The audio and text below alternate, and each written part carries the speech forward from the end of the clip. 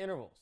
In music, we have 12 playable notes, and they are named by letters in the alphabet. They go from A to G. There's no R or N or anything like that.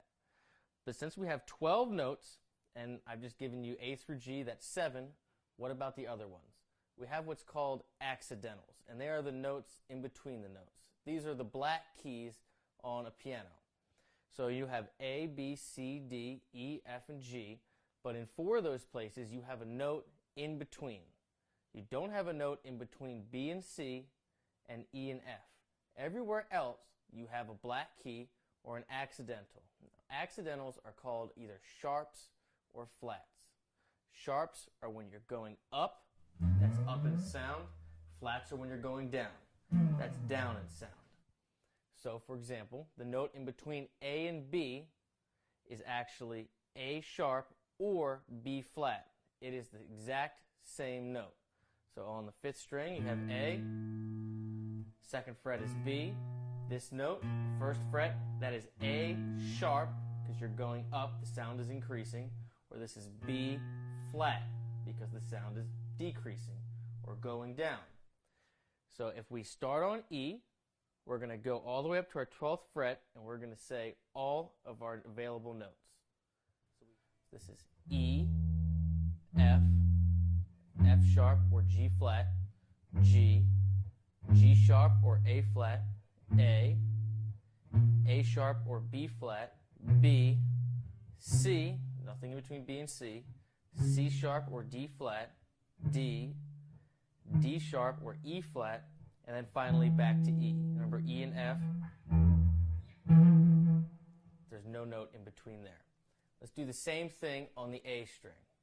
So we have A sharp or B flat, B, C, C sharp or D flat, D, D sharp or E flat, E, F, F sharp or G flat, G, G sharp or A flat, and A. The next thing we need to know is that each interval has its own specific name. So the distance between any 2 intervals has a specific sound and a specific name. Now, because we said we have 7 notes, right? We have A, B, C, D, E, F, and G. Each interval is going to be either a 1, 2, 3, 4, 5, 6, or 7. And this includes the accidentals. So here's how it works. The distance between any note in itself, say from this E to this E, that's just 1. That's the tonic. That's just 1.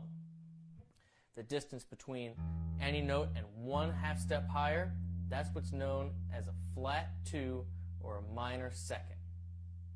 2 steps is a major second. 3 steps is a minor third or flat 3.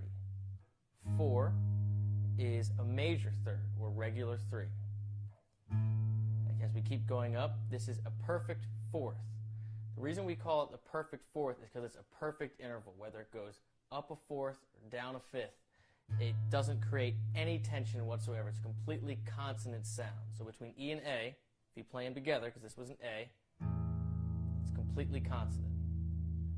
All right, as we keep going up, we have a sharp 4 or a flat 5. Perfect 5th. The 5th, just like the 4th, is a perfect interval, completely consonant. This is a sharp 5 or a flat 6. This is a major 6th or regular 6. This is a sharp 6 or flat 7, major 7, and your root. So what I'd like you to do is post a video playing just what I did, explaining your intervals on 3 different strings. So like I started on E, I went all the way up, and do the same thing on the D string. You would first say the notes of the strings. You start on D and you go D, D sharp, E, F, F sharp, G, all the way up to the 12th fret, and then you'd go back and you say this is a root, this is a flat 2, this is regular 2, flat 3, regular 3, 4, flat 5, 5, flat 6, 6, flat 7, 7, root.